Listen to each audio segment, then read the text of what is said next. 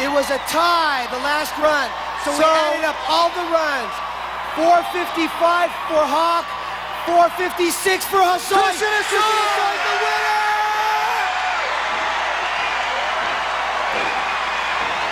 Yeah!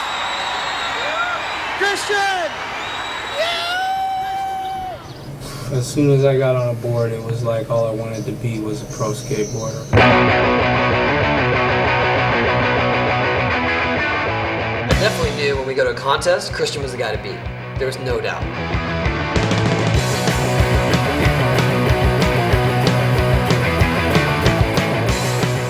There'll never be someone that rode a vert ramp like Christian did. I feel like something today. Yeah, I'm gonna kill myself. He's taken every Tanner trick in skateboarding and basically made him new tricks because nobody skilled.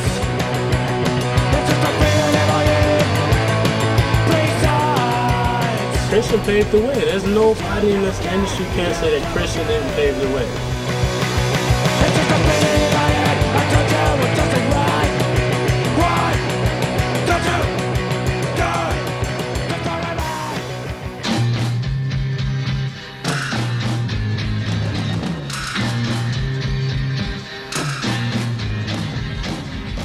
In the late 1970s, skateboarding pioneers had taken their art to new heights. They'd caught the first airs, developed an innovative style based on surfing, and brought skating to never-before-seen levels of popularity. The top skaters became subculture celebrities. Skateboarding equipment, then mostly manufactured by toy companies, began to reflect the technical needs of serious skaters. And concrete skate parks brought it up all over the place, most notably in California. These skate parks became the training grounds for the next generation of skaters. First time that I saw Christian HOSOI that I can remember was at the Marina Del Rey skate park. Christian grew up at Marina Skate Park. I was taking him there skating. We were there a lot, so I saw the skate park wasn't, managed well. So I approached him and said I'd help him out. He was there all day, every day, after school till it got dark, 9 or 10 at night. Jay Adams and Shogo and everybody would come to the skate park and hang out, and I was like the little grommet at the time. Looking at like me and Alva and Shogo and all of us, probably as his older guys that he looked up to. As a young half-Asian skater, Christian especially looked up to the legendary Z-Team rider, Shogo Kubo. If there's anyone I emulated, it was Shogo. So whatever he did, I thought was the coolest. Christian emulated Shogo's smooth and aggressive style, and he even tried to look like him. I remember him at the skate park when he would skate the brown balls, ripping, and I would tell him, man, go to the pool, man. He'd be like, Even though I didn't skate the vert, when I was riding the Rust Bowls, I was gonna rip on everybody that came there. That was my determination, was to do the highest air in the Rust Bowl, to do the most extended invert and the highest frontside ollie in the Rust Bowls. See, the first time I ever saw Christian was when he had a picture in Skateboarder magazine doing an ollie at Marina Brown Bowl. It just looked awesome, it looked like a little kid blasting. And a lot of people thought he was a girl. It's just in the photo, it's like you see this, he had really long hair and he was really young, so. Oh, is that a girl skater? That's awesome. I was like, man, this girl's good. I came to find out that it was a boy, obviously, and I was psyched just because I feel like, there's someone my age, doing something that I want to do. Surrounded by older skaters at the marina, Christian's skating developed quickly. You know what, you gotta skate the upper keyhole, Christian. You're coming up here today. And I went, all right, let's do it today. And then I learned airs 2 feet out, invert 10 on coping, frontside airs a foot out, all in one day. And that was it. That was the beginning of my life from being a grommet to becoming a man in a 11, 12-year-old body.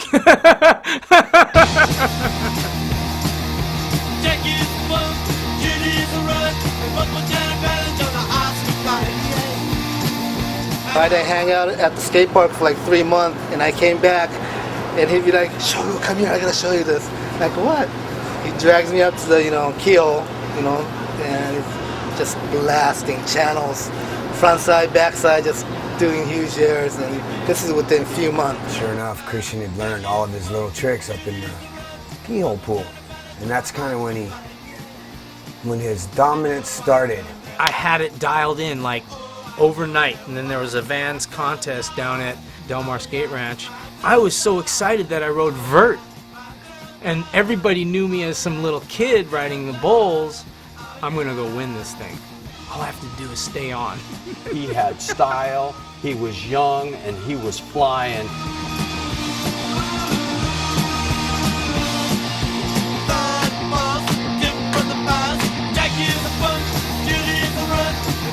All I remember is being the happiest kid because I got first place.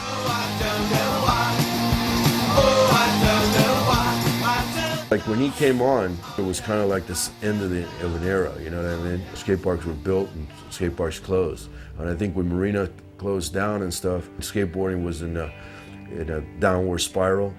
When you look back in those days, there was probably like around 30 to 50 hardcore skateboarders left. And Christian, I mean, he didn't have anything else to do, I don't think. You know, he was like 13 years old, 14 years old.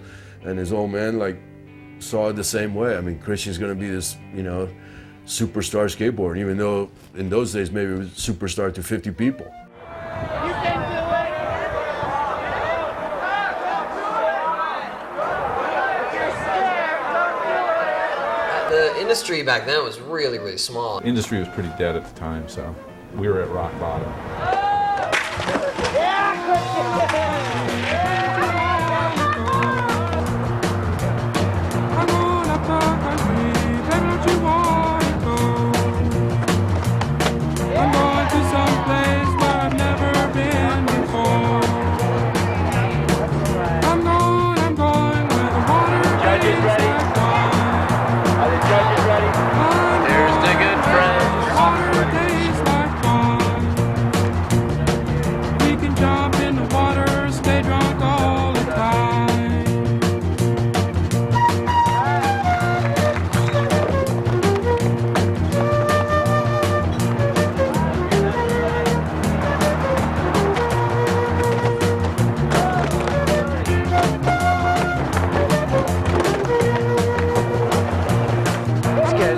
Scoring so low, I can't believe it. Like there was no future, there was no career. You know what I mean? I mean, some of us got sponsored, and that was cool because we got free stuff, but that was really the extent of it. We were skating professional contests for $200 for first place.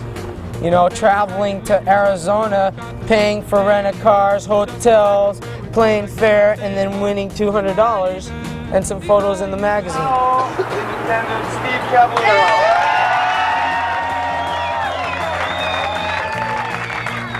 We started Thrasher in 1980, 81. So you needed to put together a group of guys that you could make the industry happen again.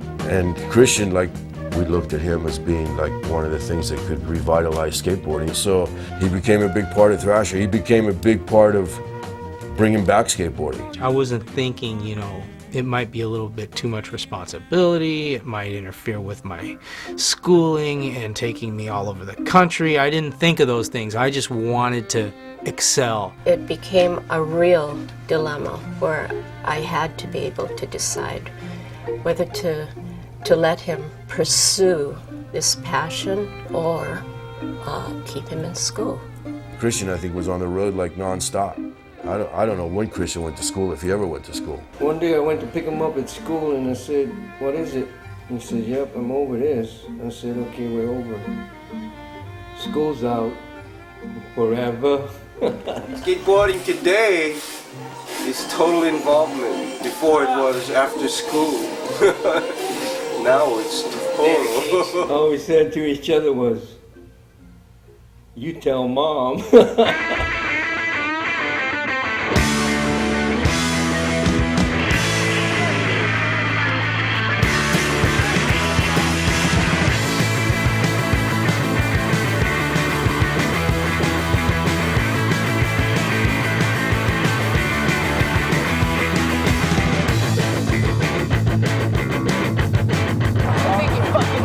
They're taking too long. We can announce the winners. Let's go. And I I just remember there was a lot of talk back then. This guy's going to be the guy. And he dropped out of school, and he was just dedicating his life to just rip it.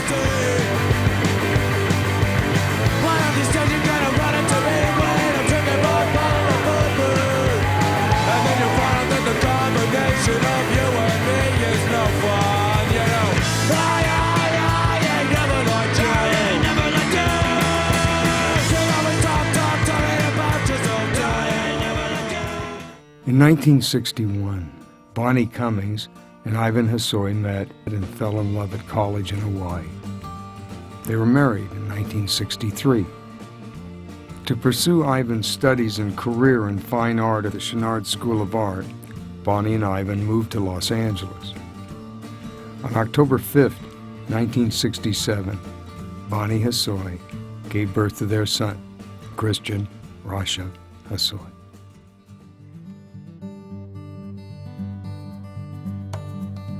Ivan and Christian, their relationship, I think it went beyond the father and son. I mean, they were almost like brothers.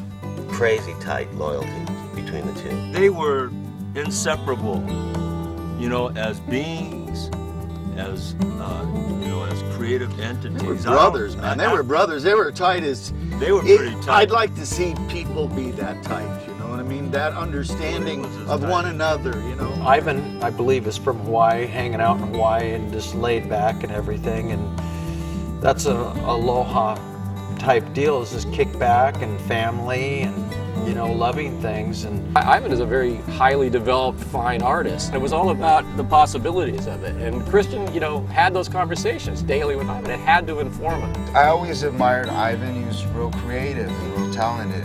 And he did all the graphics and all these sculptures and paintings. To me, that always impressed me. We're around a real creative environment, you know. Ivan didn't have much money. I think everything that outdoor lighting he had, you know, whether it was gas money or food money or whatever, he like shared it with Christian, and that was just the way that he helped his son. Ivan just, he adores Christian.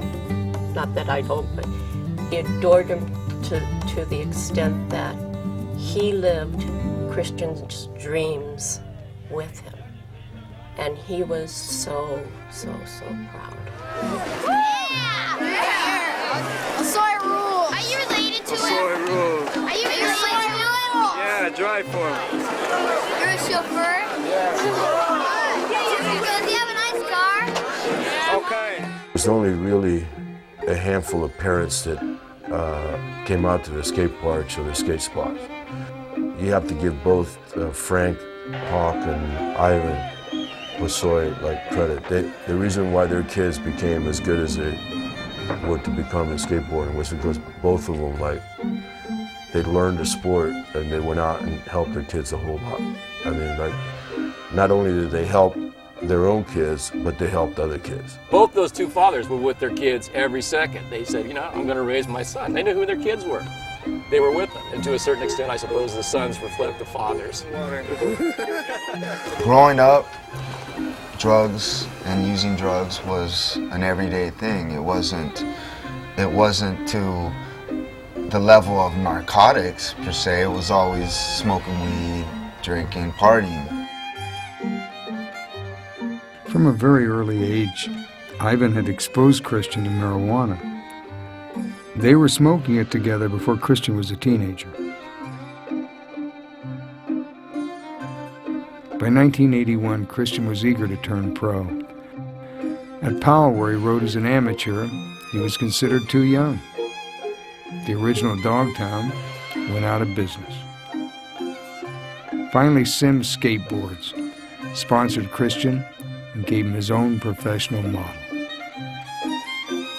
Inspired by Christian and Ivan's Japanese heritage, the Sims HOSOI featured Rising Sun graphics. Sims was, you know, I made some money there, but they did a lot of promotional stuff with me, but then it kind of just got stale for a little bit.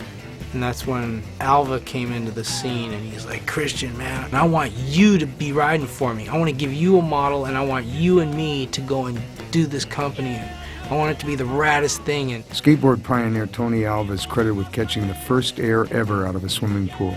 He was the first active skater with his own company and marketed himself in ways skating had never seen. We all respect Alva because he is one of the pioneers of why we do what we do. He's a legend. I just wanted to be affiliated with something that was real. You know, and that's what Tony came with. He came with something that was real, backyard, out of the garage. We're gonna start this from scratch. And I went, sounds good to me.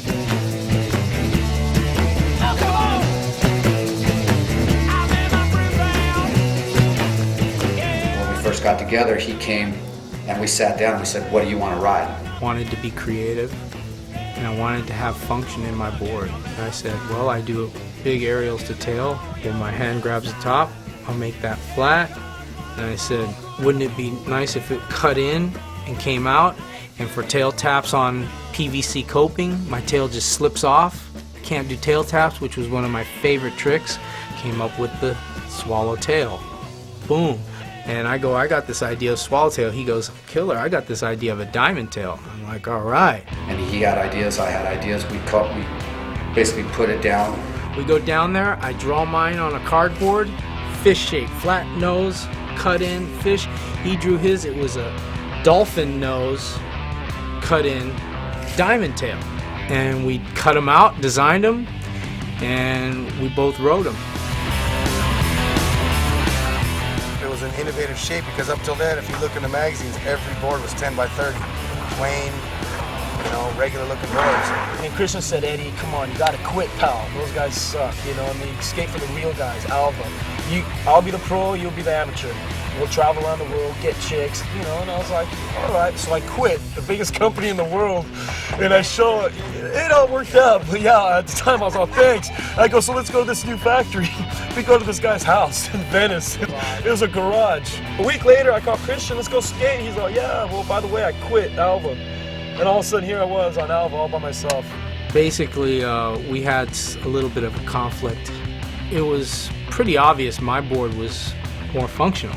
When he did an advertisement that went obvious superior design, when he held his finger up and pointed up and there was the fish shape up there and it was my design, I mean, we butted heads. I told him, you know what, I'm quitting. It's over. How can you disrespect me like that, you know? But at the same time, it was a compliment. And for TA to do that to me, I look back and I go, that's pretty sick. And I was like, you know what? I'm going to start my own company. My dad said, you know what? That's a good idea. I said, HOSOI, skateboards. I said, you know what? I think it's going to work.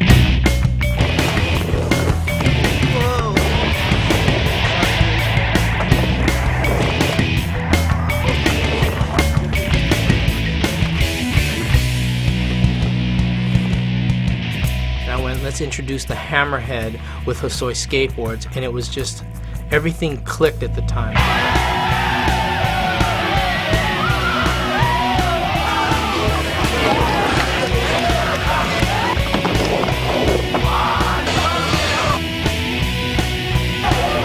You know, fishtail with the Hammerhead. That's like, that's sick.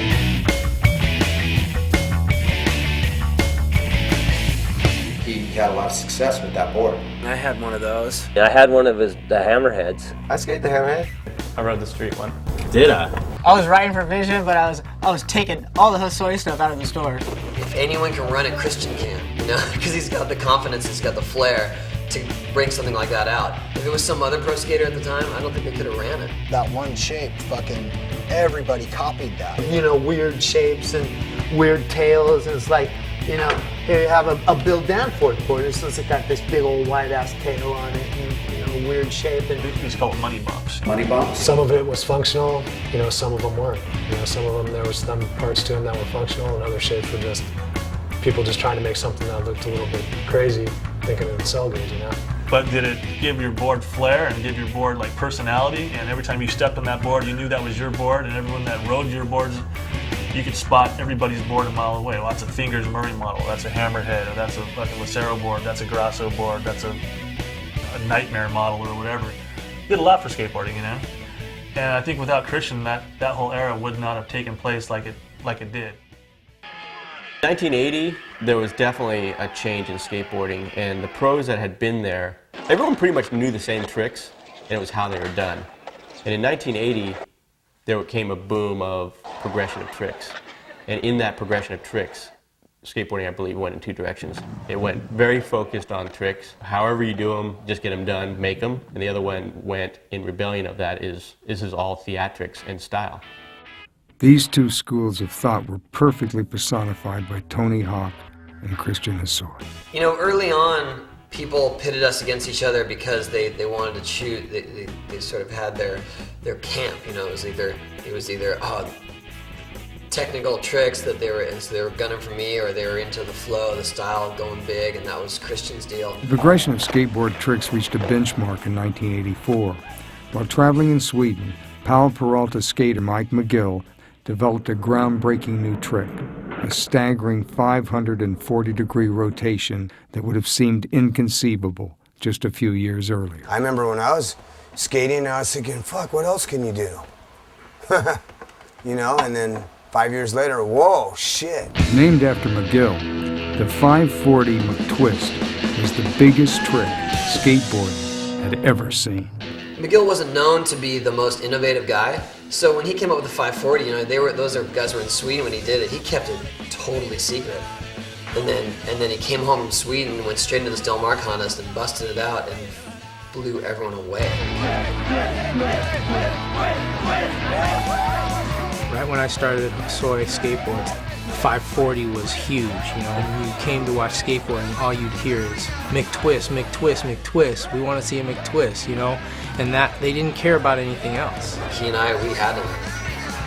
You know, a lot of guys are trying to learn it. Caballero, Christian, Lance. I mean, that was a trick you had to do because you couldn't win a contest without it. I spent 2 months doing it over and over and over at Del Mar, falling, slamming, bailing until I finally stuck it. Christian's road to the 540 was no easy. He took a lot of hits on that one. He slammed it because he was doing it higher and he was trying to do it better than McGill.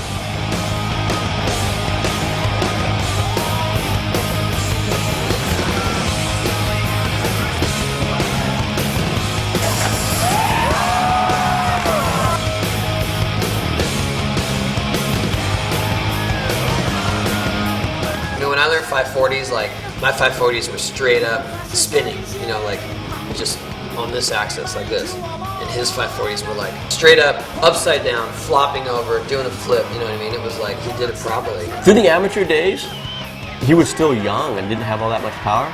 So even though he would do pretty well, he didn't dominate it. He was beatable, you know what I mean? And even in his young pro days, he was beatable. But then there was this one, I don't know exactly when it started, but it just became him and Tony.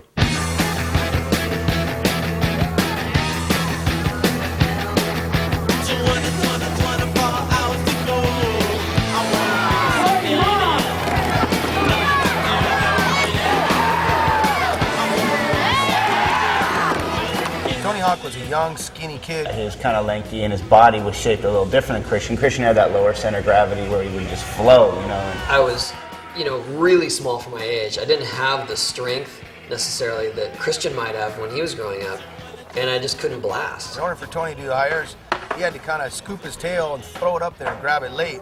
My solution was to ollie into my airs, and no one had done that yet. And that kind of turned into be a whole revolutionary style of skating where you could be lighter on your board. And Tony was doing these, kicking his foot off and finger flips and varials and really light on his feet in the air. Every contest he had a new trick that no one had ever done before. I got it, finger flip. He had to learn that next trick, or, you know, learn that extra spin, you know what I mean? Well, the hardest thing for me is not only was I skinny, and then as I grew, I just got skinnier and lankier, you know what I mean? It wasn't like I grew up and suddenly I filled out. I just got longer and skinnier, and then people were like, oh man, now he looks even worse. Robotical. A robot. Sort of robot. Circus tricks. Trickster. Making up tricks. He was like a machine. A real contest machine. Quick.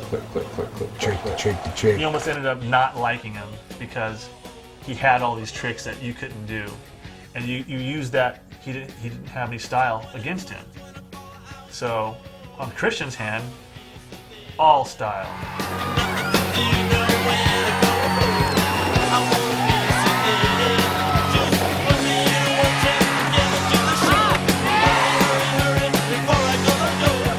had more of a traditional style where he's just speed lines, carving and flying as high and stylish as he could. His whole ride was his trick. You can see the silhouette of Christian from blocks away and know it's him. He did the best 540s in the book. He'd get on the ramp and just do maybe 5 airs in a row, and that was sometimes much more exciting than seeing the crazy stuff that Tony Hawk was doing. Not to take anything away from Tony Hawk, but Christian just, he shook the ramp. You know what I mean? Who came along for the ride? Hey, you can come inside. As one of the very last skate parks left standing in the mid-'80s, Del Mar Skate Ranch was the site of many legendary pro contests, including the famous showdowns between Christian HOSOI and Tony Hawk. Del Mar also happened to be Tony Hawk's home park. I think back and those are some of the best skateboarding memories I have. That's some of the greatest history of skateboarding. The Hawk HOSOI War at Del Mar was insane.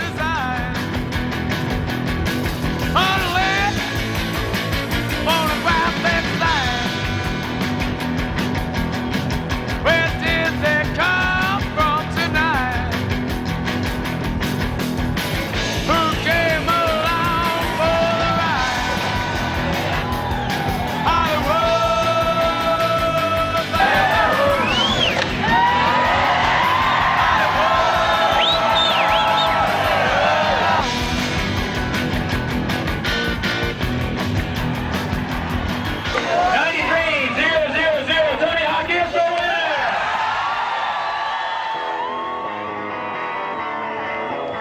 There were like odds on us. People were making bets.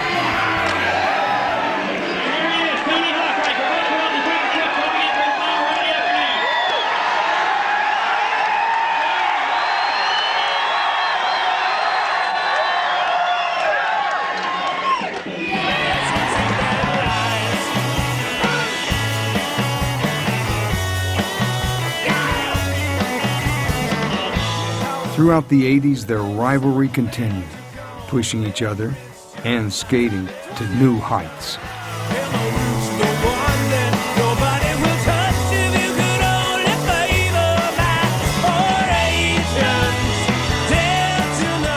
Who do you think won, Hawk?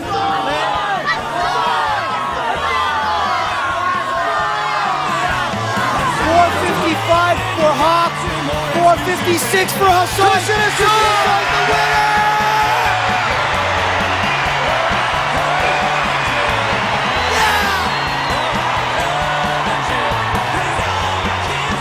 I'm glad to see that skateboarding has gone so far. Definitely. This is the ultimate. People saw the way that he skated, and that made them want to jump on a skateboard.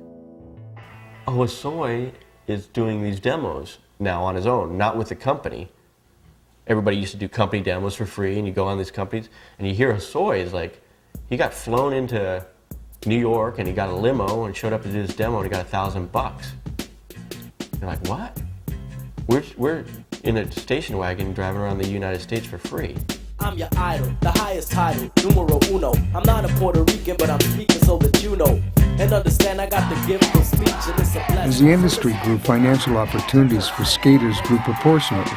Along with HOSOI skateboards, prize money, and demos, Christian had sponsorship deals with independent trucks, OJ2 wheels at Santa Cruz, Swatch watches, Converse shoes, and Jimmy Z clothing. At that point, Christian was the highest paid skater in history, earning several $100,000 a year. You make a really It's a good, good living, living. actually. You know, I mean, you can't say it's bad when you know, skateboarding, traveling. He was the first one to really break through and was marketable enough to be able to go in front of a camera and have enough, like, you know, charisma and style and speak, you know. What's up with that and shit? Damn. And he did a great job, and there was a whole segment of the market that just went, wow, HOSOI is on Jimmy Z, fantastic. And, you know, it obviously meant a lot to us. Everything he touched, you know, turned to gold. He just knew what to do, when to do it. I mean, he was the perfect guy you wanted on your team. That was the marketability. It seemed like Christian was so marketable. He was like his own agent, his own manager, his own entrepreneur, and he was the athlete. He was everything. He was like, it was like Prince. He was like the Bruce Lee of skateboarding. He's like the Jimi Hendrix of the skateboard. He knows how to make himself look good, you know what I mean? Like when he's up there at the top of the ramp and he's gonna go for his run, like at the Blaisdell contest, he's standing up there and he got the whole crowd going. He's just like jumping up there. I mean, he was listening to some gay ass music, but he had the crowd going. What was he listening to? It was Wild Thing. Tone Loc. Let's do it.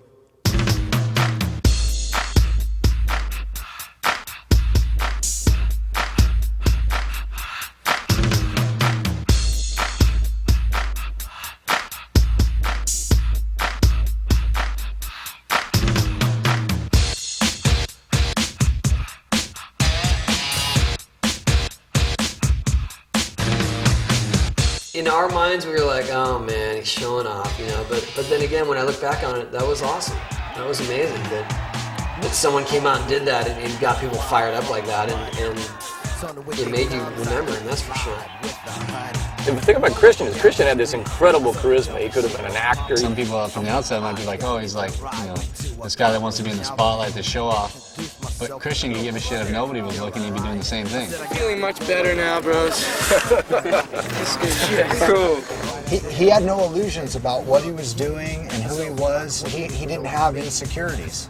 And that was really off-putting to a lot of us because, you know, here he is just strutting. It's like, who the fuck are you, man? Christ. I mean, who's the hell's gonna call somebody Christ and get away with it? And dude got away with it and it was beautiful. Right before the contest, we'd always go sneak off to the side and smoke a joint or something. Go out in the alley in the car with his dad. I don't know if I should say that. They'd roll one up and fucking smoke a big old green joint right before the contest. They'd be calling his name. Next up, Christian HOSOI, he'd be underneath the ramp puffing.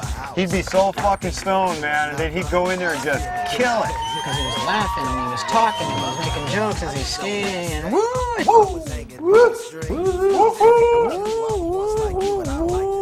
The sound effects, Bruce Lee sound effects in midair. Like yelling for himself, cheering for himself, basically.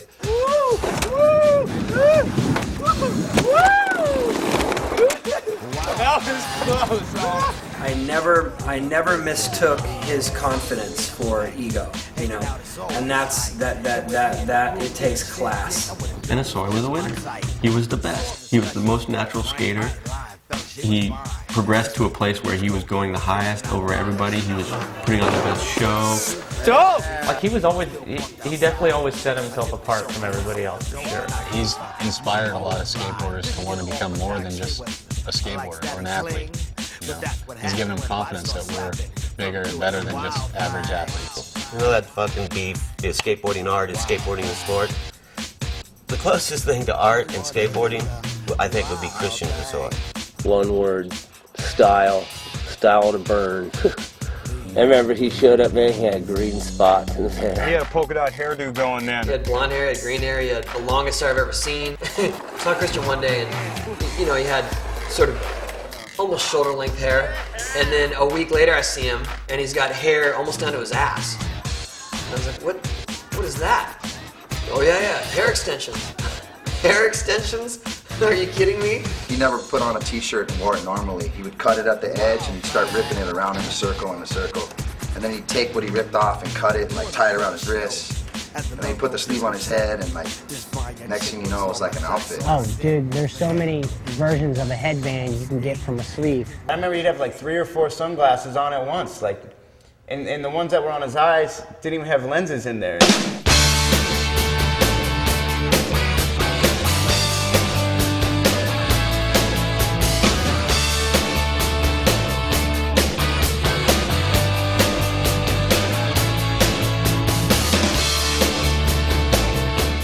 We're dirty, sweaty, bloody skateboarders, you know?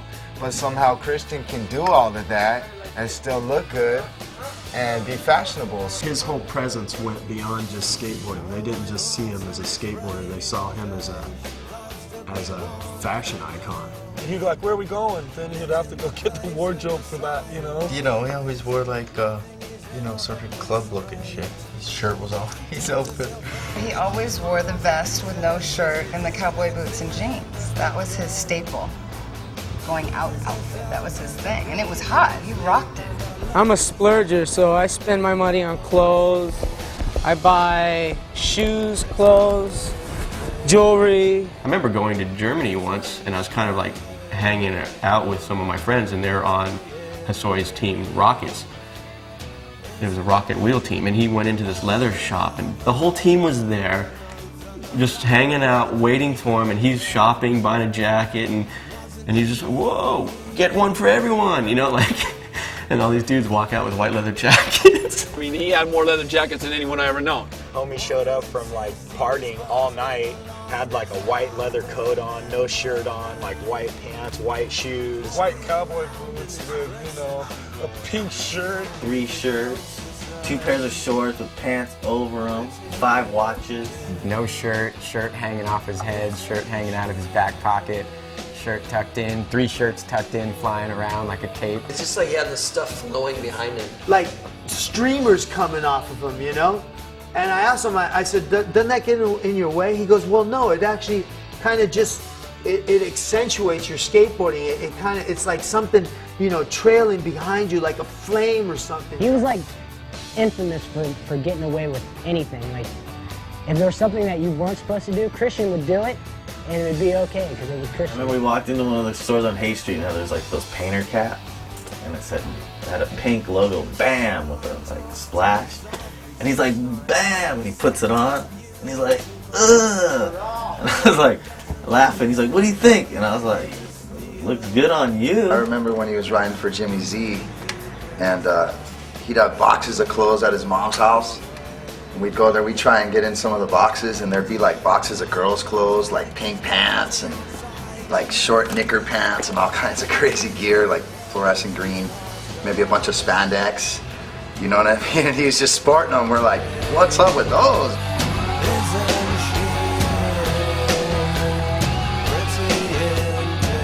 To me, I thought it was like surf and fitness or something. You know what I'm saying? You're like, whoa, this guy's wild. I mean, think about it. Skateboarders wearing spandex. That shit was a fad back then. And Christian set it up. I didn't do that, Christian, but you set it up. Slash in 2004 would walk up in some spandex, you know what I mean? And get away with it. There's not too many people that can. Slash could. Christian HOSOI can get away with whatever he wants.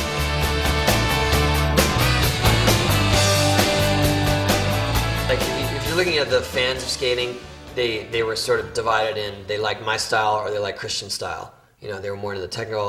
If you looked at the girls that like skating, they all like Christian.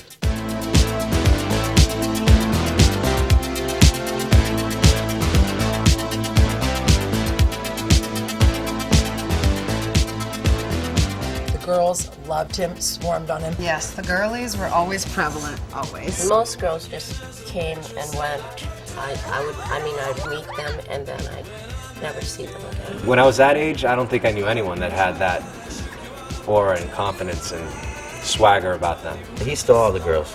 I don't know, maybe it was his hair or something. He's tan and, he's got that kind of Hapa Haole, he's part Asian, part, white, part Hawaiian. I mean, he's a handsome kid. I mean, he's beautiful in a really masculine kind of way.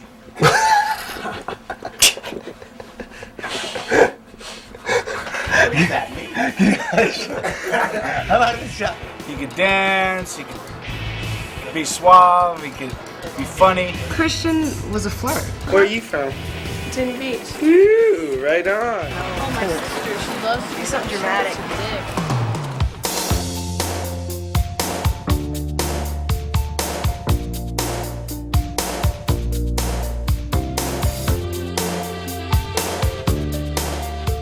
This one time when I was 15, Christian's like, come on over to the hotel, I'm gonna be up in the jacuzzi. And I get up there, and it's Christian by himself with like 7 chicks. And Holmes has got a towel on his head. I was 15, I was just like, oh yeah, Christian's so stoked. And forgot about having to go to school and stuff, and stayed with him, and yeah, I almost got kicked out of school because of Christian. Let's just say that I was lucky to have skating in my life because it finally gave me something that was desirable to girls. You know what I mean? Christian never really needed his skating style to be desirable to girls. He already had it. And then once he became one of the best skaters in the world, girls just came. You know what I mean? He didn't have to put out any effort at all. The first time I saw Christian was on the boardwalk in Venice. It was about the end of '87. Christian's most serious relationship to that point is with actress and model Luana Rawls, daughter of famed singer Lou Rawls. You know, Christian is an artist. He's a poet, you know. I mean, there's so many other things to him besides the skateboarding. We all knew her. She came up and man, she was so fine. She had flavor, and it was like, of course Christian got her. They were such like the Sid and Nancy of skateboarding. Christian felt like if he wasn't at the club, he was missing out on something. She probably went out more than me. So, and I went out 8 days a week. He was living in Hollywood, and he was a god. Him going straight through the line, and there's 1,000 people waiting outside, and because he's a skateboarder? Like 16, 17 years old. I don't know, he had such a charisma about him, and just, you know, he'd walk in, light the place up, and buy drinks, and everyone would just have a great time. No matter where he went, he knew everybody. The first time I went out to a club was with Christian. Snuck me in with Drew Barrymore and Matthew Broderick. Anthony Kiedis is running up and saying what's up to him, and you know, like, holy shit, that's our boy. He took me out to a bar one night, and I'm fucking sitting there with Eddie Murphy. I'm like, you know, he had to tell him I was like this rich eccentric guy just to get me into the club because I wouldn't put pants on. You kind of felt cool riding the coattails of Christian when he'd roll into the club, you know what I mean? Because, you know, he had that thing. He'd walk into the room and everybody would be like, oh, that's Christian HOSOI. Oh. That Flash, that movie star, you know, like they were the first rock stars of skateboarding, you know, whether people like it or not. He rolled through and you're like, dude is a rock star. He was a rock star. Straight up rock star. A rock star. Rock star. Rock star. Rock star. Rock star. Rock star. And he was perfect candidate for it. With unheard of amounts of money coming in, and with no end to it in sight, Christian began to spin. He traveled in style, treated his friends, and he rented the luxurious former home of actor W.C. Fields. What's happening? Hey, what it is, homie? It's wow. Time to shred. That's my doc, Christian HOSOI. He's one of the freshest vert skaters alive. Like I rent a house instead of buying it because I don't feel like living in one house for so long. We had this thing going that if you're not going to save your money and go for the retirement thing, right? You're going to live it right to the edge, then that's what it's going to be. Seeing my dad as an artist, how there wasn't any desire for money. Money came last, and when he told me about artists like Van Gogh, Picasso, and those guys who started out, I mean, Picasso was successful, but Van Gogh never sold a painting. It's what you're creating and not what you're gonna, you know, get out of it matters the most. Yeah, I just went to his house, big house, vert ramp. He's like at the top of the hill. There's probably 4 cars or something in the driveway. And that's when he had his girlfriend then, you know. She came out. She like came out in like a bikini top. I was like 15. She's like, just calls him in like, Christian, something. You know, I was like, oh my God, look at this guy's setup right now.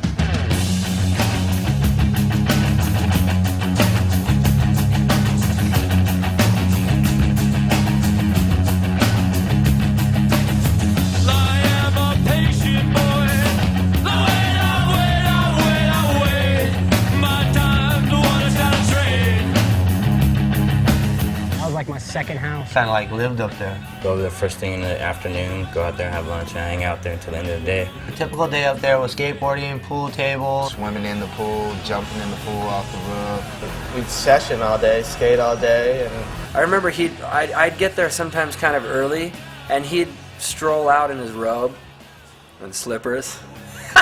He'd always make his appearance. When he skated, though, everybody kind of stopped and watched.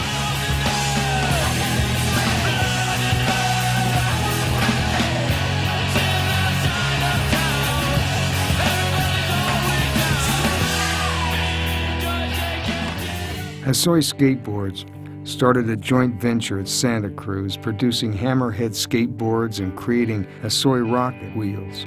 I started sponsoring guys like Monty Nolder, Sergi Ventura, Bo Ikeda, Johnny Kopp. You know, Christian had an extended family of everyone that skated for him. And when I was just kind of coming up in the amateur ranks, he was a guy that, you know, just kind of like saw something in me and just like said, you know what, I like the way you skate, you know, I like that you're half Asian. He was, you know, very into his culture and his roots.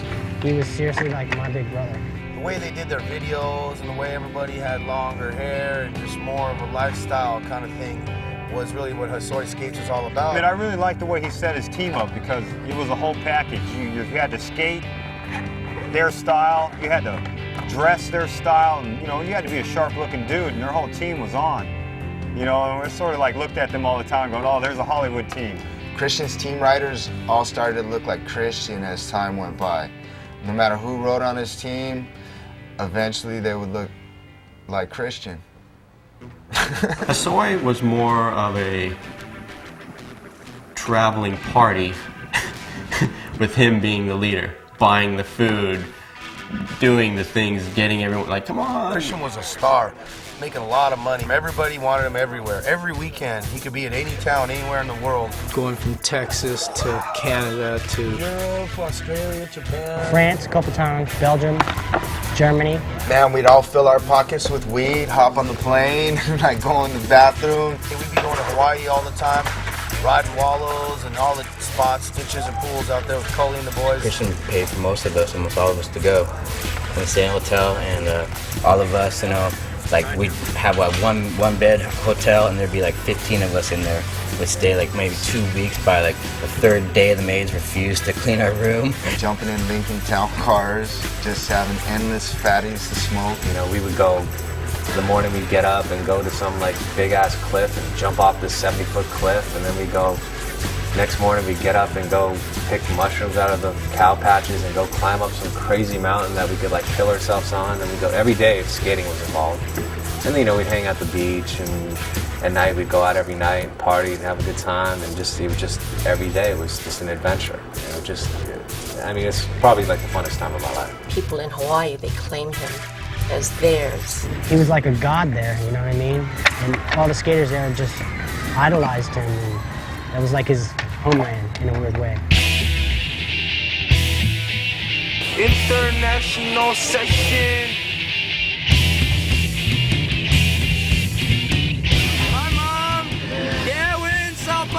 Through Christian's travels, he became the era's premier ambassador for skateboarding, exposing the style and lifestyle of skating to people all around the world. If it wasn't Christian coming to Brazil and showing them what was up, they wouldn't even know that that shit was possible. I love the pool, I love the weather, I love the people, the food's good, the weather reminds me of Hawaii. I liked the party last night, the carnival party, and I liked it so much that I think I might want to stay another week.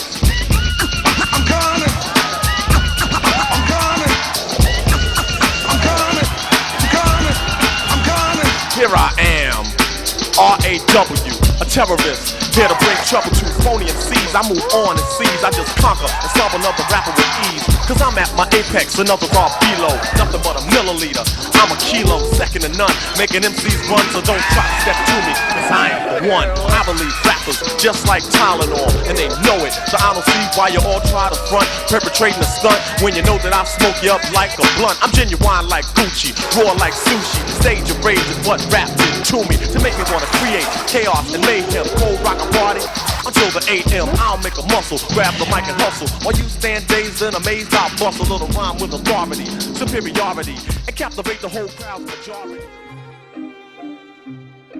While Christian HOSOI and his generation of vert pros were pushing the limits on ramps and in pools, a whole new school of skating was developing in the streets. They're like, yeah, there's this hot little kid skater down the street. I'm like, cool, let's check him out. Watch, he ollies all the way up this ledge. I'm like, cool, let's check it out. He come down, boom, ollie up the ledge, and it was the raddest thing we saw because it was something new, different. And it made me do it. I was like, yeah, I'm gonna do that too, boom. One night we were all out there skating a little jump ramp, and Christian HOSOI came up, and he's all, check this out. And we all stood back, and he did a stationary ollie. And from that moment, changed skating forever. It was kind of like the 540 in vert. It was mind-boggling. And that's when street skating just started opening up full bore, full wide open. You know, Nada started ollieing up a picnic table. In this surge of innovation, Venice Beach became a magnet for some of the best skaters in the world.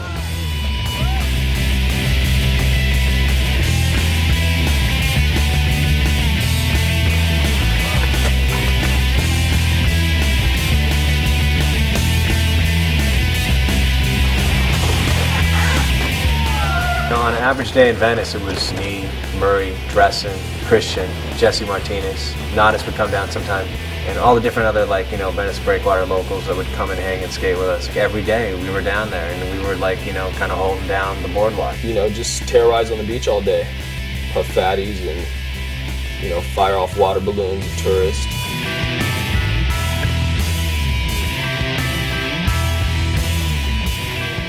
Well, we skated, everything we could.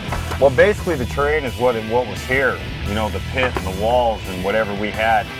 Putting the ramp up against the wall and then taking it off the wall and jump ramping and then building a quarter pipe up to this vert wall, and then we started riding off the side of the jump ramps on the walls and riding the walls. And that was all kind of new. Street skating came in and jump ramps were happening. Venice Beach was booming. Literally, you can go down there any day of the week and you were getting a demo by the best skaters in the world. One guy do something rad, yeah. The next guy do something even radder, yeah.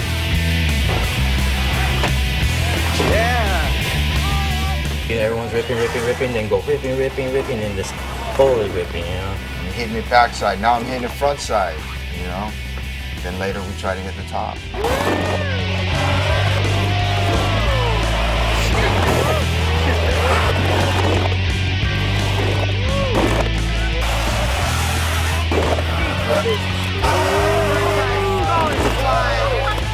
That was the beginning of what we called at the time the street revolution. That's the reason why we did street skate too. Just that whole Venice street scene, everybody, they were the best. In the early street contests, Christian performed well, winning or placing highly in almost every event. While he faced stiff competition in both vert and street, no one skater was as competitive in both.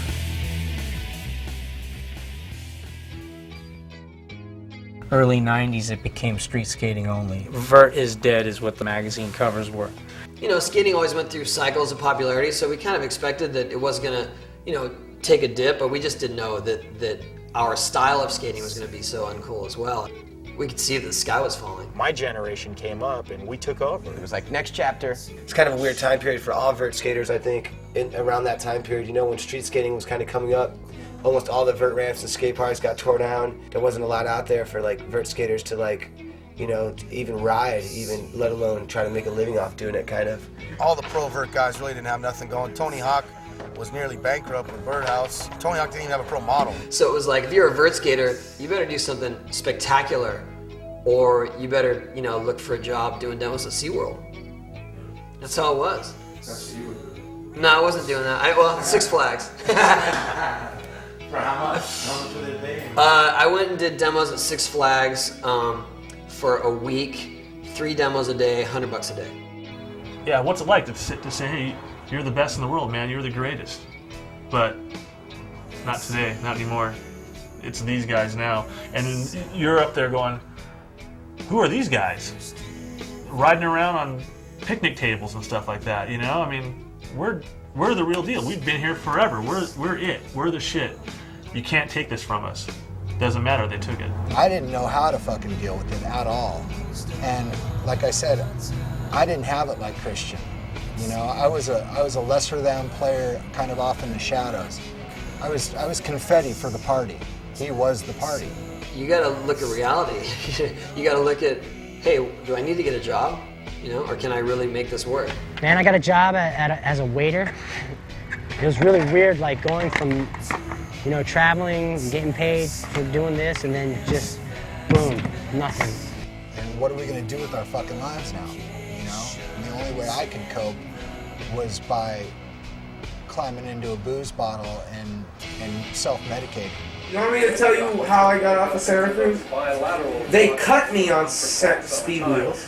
They cut my pay on OJ, and they said, you're only gonna make $1,500 a month, Christian, for the next 6 months to a year. So you better move out of your house and sell your ramp, you know? And I said, fucking what?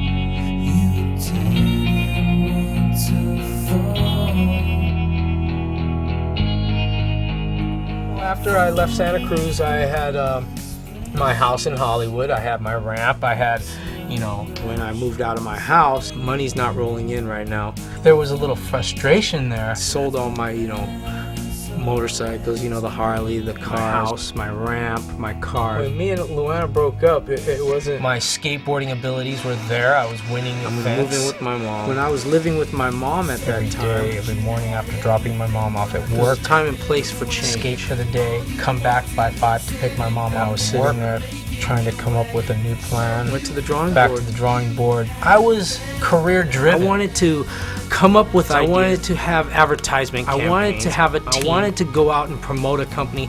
Let's start Skate Culture Rising. I want to do a skateboard company. I'm like, really? No, skateboard goods. I just went, you want to start a company? You want to do something? I have an idea. Never being defeated, get back up on my feet. There was never a time when I thought, get over it. It's not working. I always thought there was something else gonna work.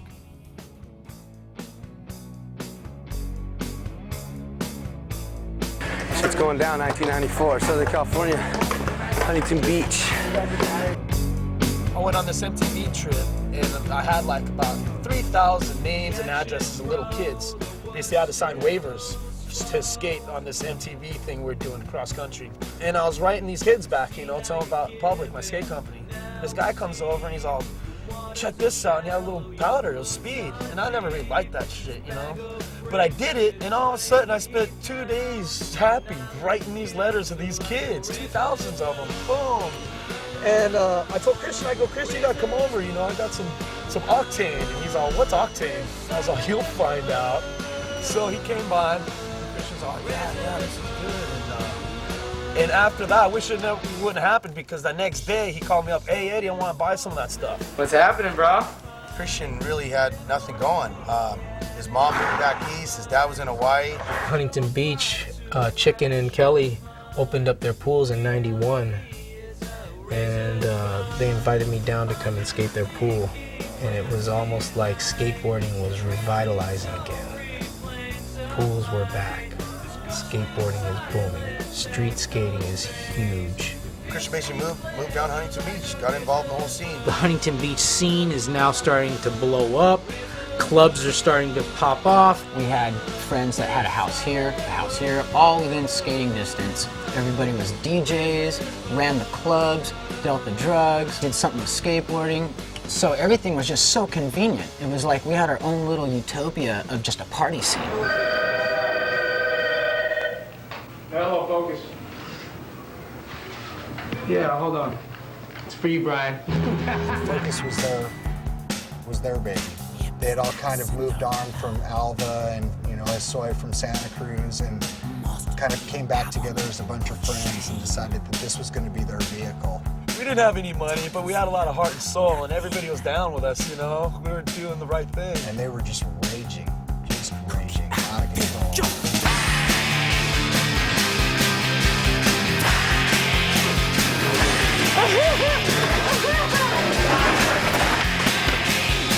Basically, we started the company. I'm maybe doing meth a little bit here and there. It was starting off where you do a line a day, a couple lines a day, you know, and it was no big deal. It's not like you just straight out of the gate, you're going for it. It's a progressive disease. It starts out slow and kind of eases its way up.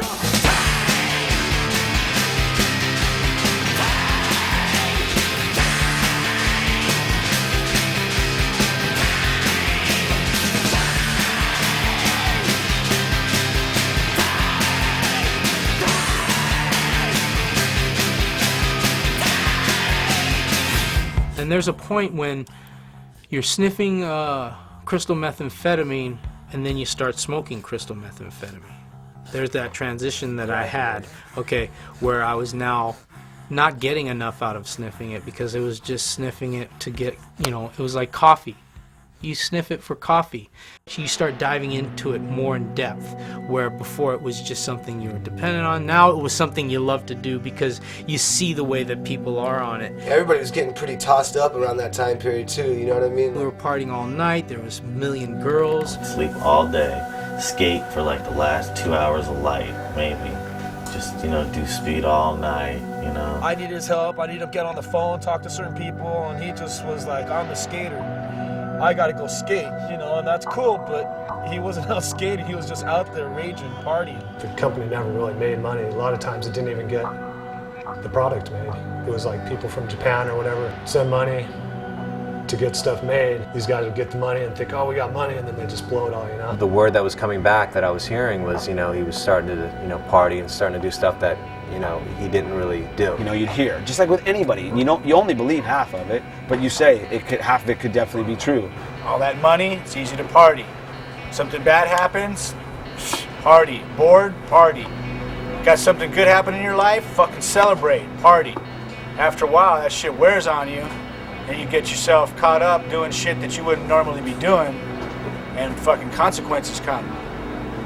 Oh my god, we need to buy this first. We gotta have endurance and stamina. I need orders for fucking 2,000 shirts from our plant. See? He was in by 94 or so, you know, he was already getting, you know, just swallowed up by the whole speed game. We gotta get organized. I don't know what the fuck was going on, who he was hanging out with, but you know, if they were skateboarders, they should have checked themselves before they let him get like that. I was hanging out with guys that were running like the drugs in that area, and so I was able to get a lot of it for free, and we all started doing the stuff, just mass amounts. He'd start hanging out with people who were just like his yes people, who basically kiss his ass, and they were just feeding him speed, getting him deeper into it. You would never hang out with these people if you weren't high. What are you doing? Like, you'd rather hang out with them than hang out with us.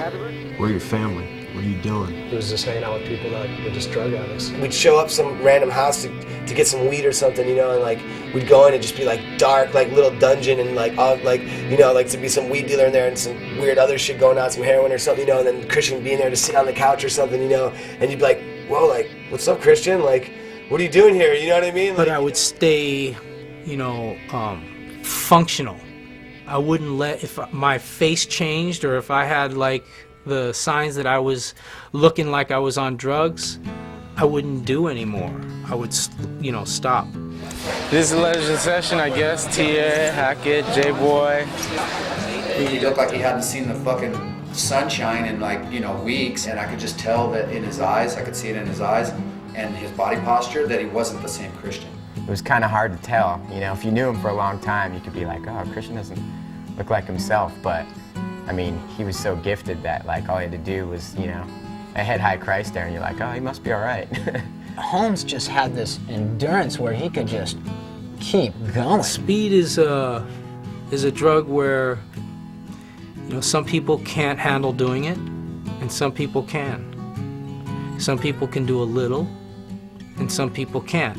They have to do as much as they got until it's gone, and then they crash. Me, I'll consume everybody's shit that's around me, you know, and that's how it affected me. I wish I was one of those guys. I was the guy who could do a little and take it or leave it, but I would do a little in a consistent manner. I don't think anybody or any one of his friends ever wanted to believe that like anything could overpower him. You know what I'm saying? Like I don't think anybody wanted to believe that Christian had addictions, kind of. You know what I'm saying? Like, I think everybody just was like, oh, it's Christian, he's fine, he's been doing this forever, like nothing's wrong, nothing's wrong. In 1995, Christian HOSOI, Tony Hawk, Omar Hassan, and others traveled to Japan together for a series of demos for a large chain of Japanese shops. The demo's going on, me and Wade and Tony are like skating. Tony's ripping, doing 720s, doing all this gnarly tricks back then, you know. And we just sort of cruise around and talk to people, and then go get in the van and change the wheels and change the trucks and come back, and it was just not the Christian I knew at all. Maybe got like 10 minutes in the demo. Anytime we went to an event and Christian was with us, you know, you're on Christian time. You're gonna leave an hour later than you're supposed to leave, and you gotta keep knocking on the door to wake him up, and you know, it was just. And that's just how he was. But when he finally came around and we'd go to the event, he would rip. And then the last time I went to Japan in 1995, the guy never slept. You know, we'd knock on his door and he'd open the door, he's sitting on the bed. You know, the bed's made. I could tell it was just the drugs were affecting him.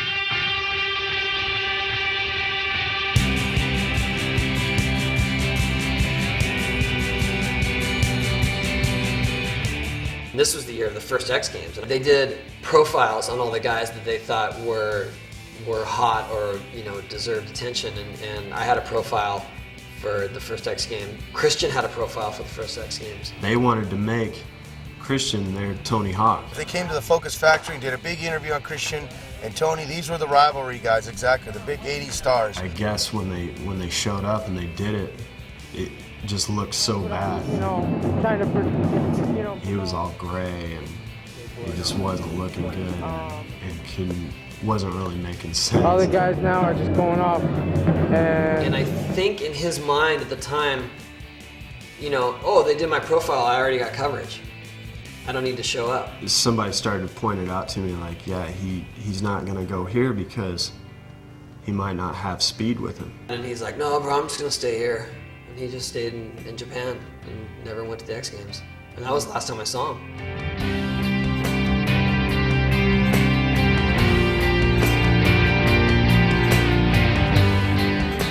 No one really knew how big the X Games was going to be. It just seemed like another contest, but because it hadn't happened yet. But it really was a big media circus that turned it all around. And all these cameras and all this excitement, this is Christian's deal. This is where the thing that could really bring him out of his slump and get him back on track. You know, and he would have showed up, he would have gone at least 2 or 3 feet higher than everyone else, and he would have stood out. You know, Tony's there. I think Tony took the gold that year. And every year after, Christian never went to any of these big X Games events. And I think Tony went on to make millions and millions of dollars, and Christian easily could have made that much money too if he would have came back with me on the flight, you know, and got to that first X Games. From what I know, he ended up staying in Japan another like week until the people who sent us there told him he had to leave his hotel. They're like, you're done with your obligations to us. You have to go.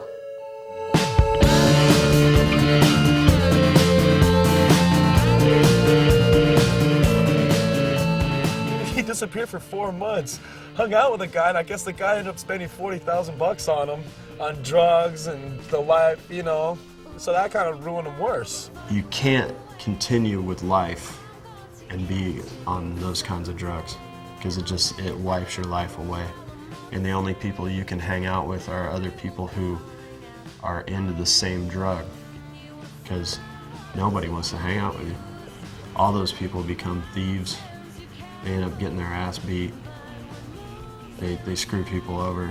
I mean, it's not a generalization, it's just a fact. That's what happens when people go down and they end up on crystal meth or whatever. Nobody wants to hang out with tweakers. He was like using his friends up, like a drug addict does, you know? There'd always be another house or another crew that'd be like, come over here. And when that dried out, he'd go to another darker place, you know? I didn't care. I had a car. You know, I had, you know, a ton of friends' houses to stay at the time. You know, I'd see him for a week here and there, then I wouldn't see him for like 3 months. Then I didn't see him for a while, that's when he showed up at my house in San Diego. I think he had like one duffel bag left, and that was like his worldly possessions at that moment, like one duffel bag, you know what I mean? And I had like 3-day-old pizza and like peanut butter, and that was the only thing I had in my fridge. I remember this shit. And he's eating it, and you know, and Chris is acting like, oh, this is why I do this all the time, like, woo! And then it got to a point where he burned all his bridges, like flies. Sunglasses, they love Christian, you know? But they were locking the doors when they saw Christian, you know? I mean, that hurt me when sponsors were, you know, locking their doors because here comes Christian, you know, to take shit and sell it, you know, or trade for drugs. I'm sitting there listening to people talk bad about him, calling him a tweaker. He's just this, that, all he does is that. And it used to piss me off, you know, because I didn't see him as just that. You know, I was like, this is Christian HOSOI, dude. You guys are freaking tripping, you know, quit talking shit about him. And then I started realizing, like, this is all he's showing them. Christian started having some problems with the law, getting arrested 2 different times for possession of crystal methamphetamine. It seemed like every time he got in a brush with the law, he would never follow up on it. Me and a couple other guys, we put in some money and tried to help him out of it, and he didn't show up to the court date. And he called me, you know, pretty much every time he got busted, trying to get bail money and trying to help him out, to get him out of jail or whatever. And every time, you know, I never really made an effort to get bail money for him because I kind of hoped that maybe it would shock him a little bit and open his eyes to what he was doing, you know. He would get a bail bond, so the guy to bail him out, but then he'd never go back to court to get it straightened out. And they were minor offenses, you know, little stuff, but because he didn't follow up on it, now all of a sudden he's got these bounty hunter guys looking for him. 95, 96, he just had to stay underground. I was living on the streets. I was homeless, I was strung out on heroin, and nobody would have anything to fucking do with me. You know, not my family, not my friends. And I bumped into Christian somewhere, and Christian was like, dude, come with me, you know, and you know, he had an apartment with his girlfriend who was pregnant at the time with his son, and you know, and he was supposed to be getting his shit together.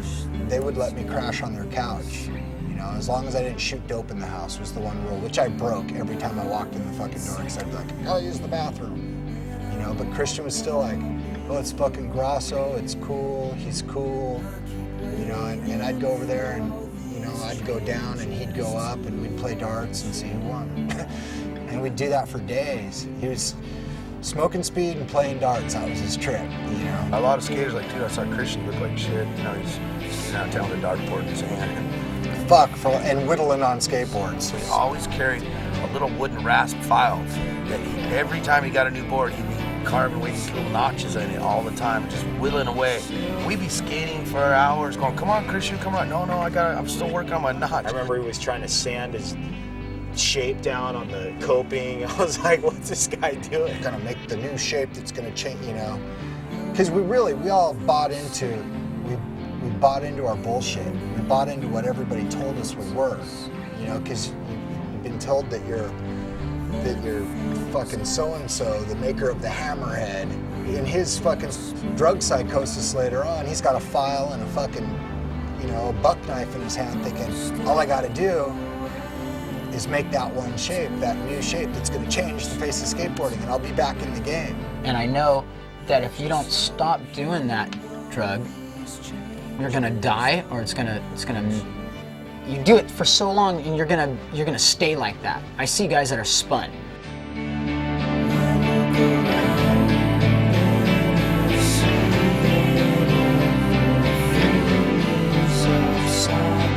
We try to do a little intervention with them and talk to them and try to straighten them out. Max Perlick calls. He's all, hey, I want you to try and get a hold of Christian because I want to come down. I want to kidnap him. We got him here. All his friends are around, you know. And Christian just starts going off at Perlick. He's all, I'm not going, this and that. He ended up turning it around, saying that we were fucked up for doing that to him, you know? And he ended up making us feel like shit, and he walked away.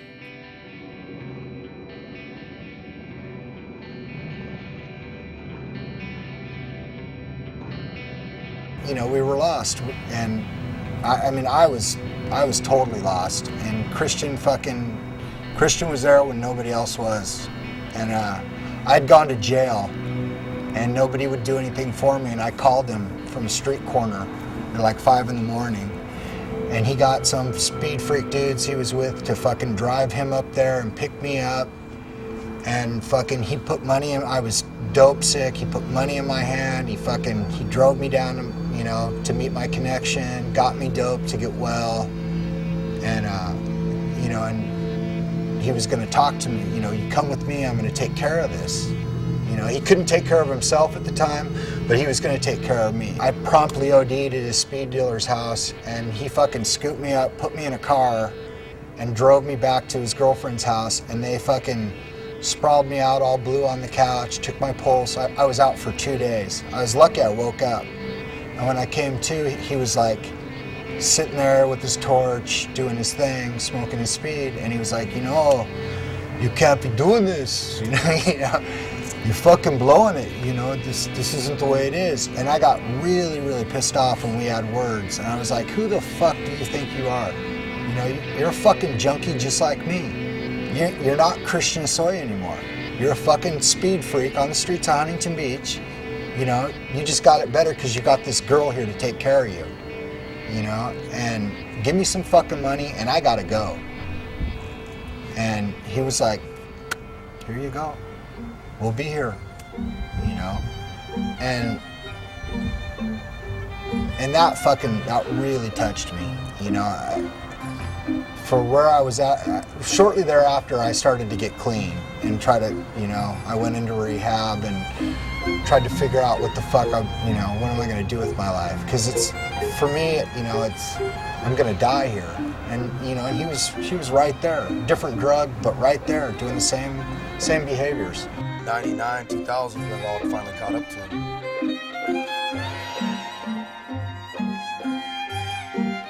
I was in Long Beach in the bar, and it was Mickey Reyes. I'm at the bar, I just got there, and I look over and I see Mickey Reyes, and he's all, Eddie, did you hear what happened to Christian? I was at home in Virginia. I got a phone call from my brother who said, your son just got arrested at the Honolulu International Airport. On January 26, 2000, Christian was arrested and charged with possession of crystal methamphetamine with intent to distribute. He was caught with over a pound of meth. Yeah, I come home to my studio in Wamanalo, my barn, and I knew it was, he was doing the carrying. He said he wasn't going to do it anymore, so just, going to cool it, so there's a worry there, right, because you know. Oh, you knew pre-notion that he was doing that? Yeah. You had a talk with him about it? No. How did you know? Because he came into town and he's working it. You had to see him and see his condition. Yeah. So when are you gonna get off of it? Oh, soon. So you gotta, there it is, I'm gonna get off of it. And so that's not get off of it right now, this minute, That's, you can't do that.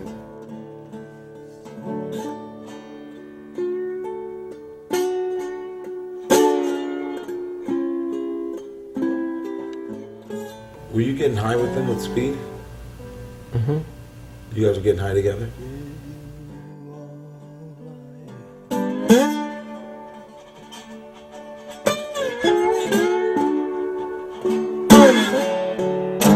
Were you smoking it with them, snorting it with them? In what form were you guys doing crystal meth? Yeah, you smoke meth, Chris. You smoke it.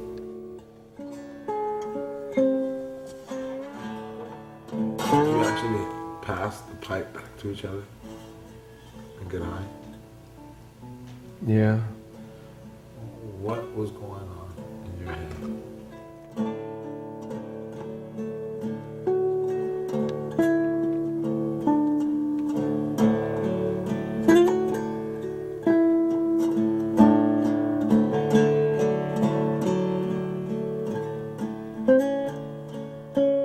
Anyway, we don't got no regrets, and I don't. You know, I sold my land in Hawaii to pay for a lawyer who ripped us off. I think everything that's good, bad, or indifferent in the past always leads to what we are in the present.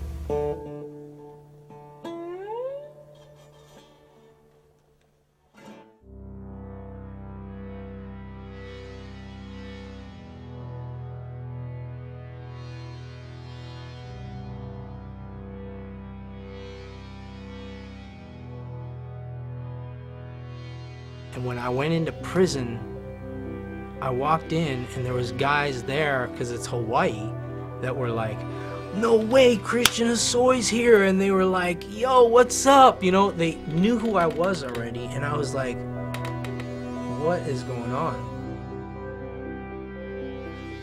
They're in there for murder now. Okay, they're looking at life without. Okay, and I'm going, so what is the deal with my case? And they told me, and I just went, why me? As soon as I got on a board, it was like all I wanted to be was a pro skateboarder. Whenever anyone's arrested in the federal system, they're offered a deal. They're offered a deal to cooperate, to work with the government, to assist in prosecuting other people. That's the first thing that happens. And it's typically the case because the penalties in the federal drug system, the federal criminal system, are terrible. If he had been arrested for the same thing in state court, albeit in California or Hawaii, he would have looked at immediate probation or something close to it, even with prior convictions. And it makes no difference your involvement in the case, whether you were a courier, or you were a minimal player, or you were a significant distributor. It really depends on how the government uses you in the end. And the only way to avoid that in the federal system is you cooperate. His response was, I'm not going to rat anyone out, I'm not going to point the finger at anyone, and he paid the price. The ultimate irony is that everyone else around him ratted him out. Everyone else around him had no problem pointing the finger at him. So when push came to shove, he was left out in the cold. Jennifer Lee was dating Christian at the time of his arrest. I think I was 19 when I first met him. My girlfriend had this photo album with all their friends and everything, and she had a picture of this guy in there, and I thought he was like the hottest thing ever, all dirty, grungy, and he just looked really cute to me. I said, "Who is that guy? I want to meet him." So she's like, "Oh, that's my friend Christian, he skates." And I'm like, "I don't care what he does, who he is, like, I have to meet him." I called him for about a week, and then he came over, and then he never left. Christian was going to Hawaii, and he asked me to go, and I said yeah, because I did not want to go home on drugs, so I went with him. You know, a week had gone by, and I'm sitting there waiting for him, curling my hair, you know, for like 3 days, and I called the guy, I'm like, "Where is Christian? You know, it's been a week already. You said it was going to take 1 day." So he's like, "Just don't call here, da-da-da." I'm like, "Okay, fine." So I waited and waited and waited, and I got a phone call. He said, "Babe, I'm looking at 10 years. It's a done deal." I heard it from everyone in here. It's not like I just heard it from the DA, you know, they said in here, that's what I'm looking at. And you know, in your heart, in your mind, you can't even, there's nothing you can really feel or do. You're just like, this isn't happening. You don't want to face the music. You're like, I don't know if I'm going to make it. Being who I was, you know, I didn't know how tough I was until I had to face that and just say, look, what am I going to do? This is for real. I was like, this is not a dream. This is really happening. I had to tell myself again. And then my girlfriend saying, "Christian, you got to trust in God." She said, "You know what? I love you, and we're going to try to get through this." And I just went, you know what?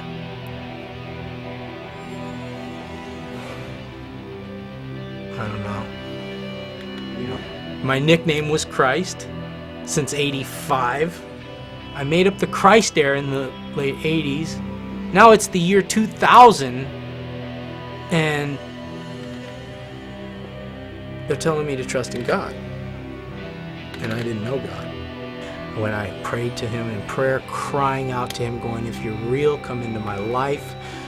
I'm 3 days in jail, and I'm on my knees in my bunk going, just give me bail. I just want to handle my, take care of things, tell my girlfriend later, or if she wants to stay with me or not, say later to my family, and I'll come back and I'll do the time. I even said that. I was going, I need a Bible, I need a Bible. And the guy next to me goes, he's been in 5 years already. He just did his Fed time, and now he's going to go do his state time, another 5 years for state. And he's just in transit, and he's like, oh, here, you want to use my Bible? And as I went into my room, I went, man, this is the first time I'm going to open up a Bible. I opened it up and saw all these underlines, markers, notes on the sides. I saw Post-its in there with things that he wrote and on every page, and I was like, what is this all about? I thought it was just a book. Genesis, Exodus to Revelation and John, Matt. I mean, they didn't appeal to me. Isaiah, Psalms, what is Psalms and Proverbs? I had no clue. It didn't mean anything when I read the title of the book. But when I got to Kings, it said Kings. I said, now this might be something interesting. And so I started in 1 Kings and just ripped through that whole thing that night and just was like, started to get a clue of who God was by watching how he worked in King David's life and how he worked in Solomon's life. And we know of all the stories of these guys, David and Goliath. But when I really read it in the Bible,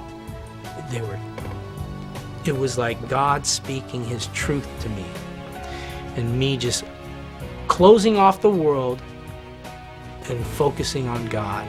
And that was the first week that I was in prison. And I let go of everything and just said, I have to do this. And that was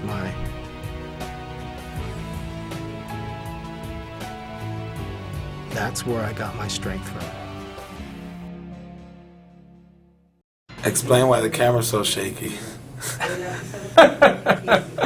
don't know, maybe my buddy's a little sketchy right now. I think probably God was the only one who could intervene, and this was the only way he could do it. Everyone was like, oh, it's such a tragedy, it's such a tragedy. I go, they just saved his fucking life. They just saved his fucking life. It was the best thing that could ever happen to him. It's what you make out of it too. You go to jail, you can make your experience here not such a bad thing by going to school, getting your GED, doing whatever, keeping busy, working. So jail's not the worst place to be in the world, and for a lot of people it's probably a good place for some guys to go. I know for me it was a good place to go. It would almost be as though we weren't in prison. Who laughs behind bars? Who laughs behind bars? Who laughs behind bars? Men that are free. It was like the first day, there was no way I could have left him. And, I got that question a lot, like, why? You're so young, how can you wait? And in my eyes, like, when you love someone so much, like, I knew that I would be spending the rest of my life with this man. He's everything that I wanted, and I knew that if I waited, when he got out, it would be everything that a woman wants in a man. On June 19, 2001, the judge who was to sentence Christian performed the ceremony in court. And our lawyer told us that that's the first time he's seen that judge smile in 15 years. A lot of people say, hey, a relationship in prison makes your time go by slow and it's hard.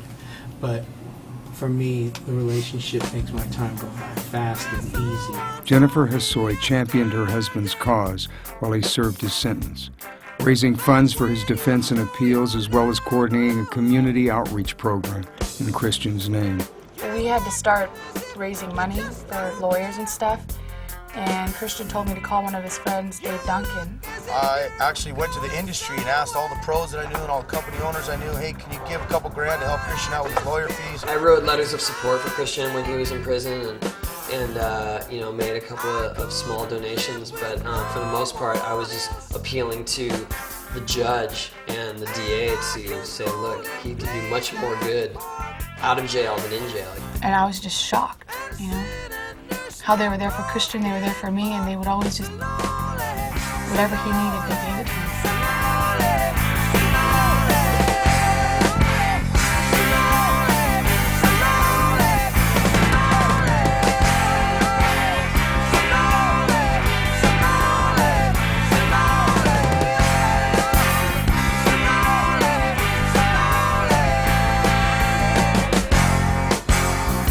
After several years of legal efforts, Christian's 10-year sentence was reduced, and Christian HOSOI was going to be free.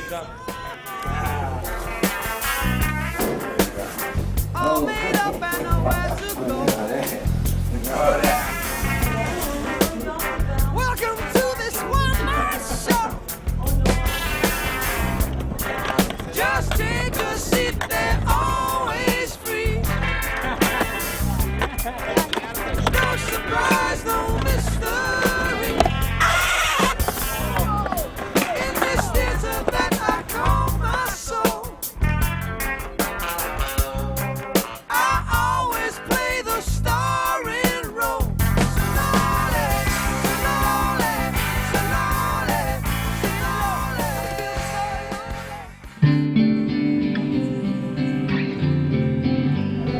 Welcome back, Christian.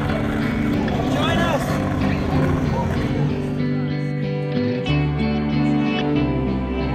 Christian HOSOI, what do you think so far, Christian? It's just incredible watching these guys rise to theirs.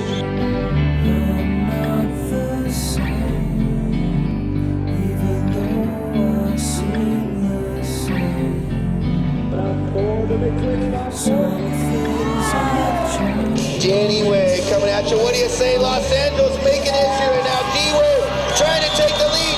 He can do it right now if you guys cheer for him. He's coming out of the gate looking at the big 70-foot gap. What do you say, LA? Make some noise. Huge. Look at the altitude. Solar landing. Pulling off just right on the Christ there. That's the dedication to Christian HOSOI. Christian was a bigger man back in the 80s when Danny was just 10, 12 years old. It just made sense. Like if you looked at the scenario, the situation with Christian there, and you know, I didn't know what to do, and it all worked out. It was perfect timing, and you know, the fact that Christian was saluted or respected in front of everybody, I think that to me was important too. That was just as good as winning the medal. Happy birthday, Christian!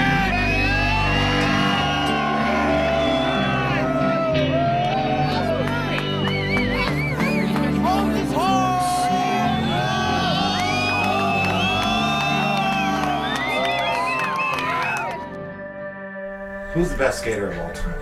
My dad. What's your dad's name? My dad's name is Christian HOSOI. What's your name? Rhythm. Rhythm what? Rhythm HOSOI. You know, when I was younger, when I was doing everything that I did, being a professional skater, to me, I was the coolest guy in town. You know, as you see, you know, it's all about girls, you know, drinking, and all that other stuff that goes with it. And it's empty. I did that for years upon years, and there was no peace in it. I look back, and there is no peace that compares to the joy and the relationship and the greatness of having a relationship and knowing Jesus Christ. I guess we all make choices in our life that take us down a road that we sometimes don't want to go down, but when I went down them, I think today it's going to be a part of, you know, the things that I can discuss with people to hopefully help them cope with those things in life. There's just so much I want to say, but I'm going to be in this ministry. I'm going to be speaking as much as God will allow me.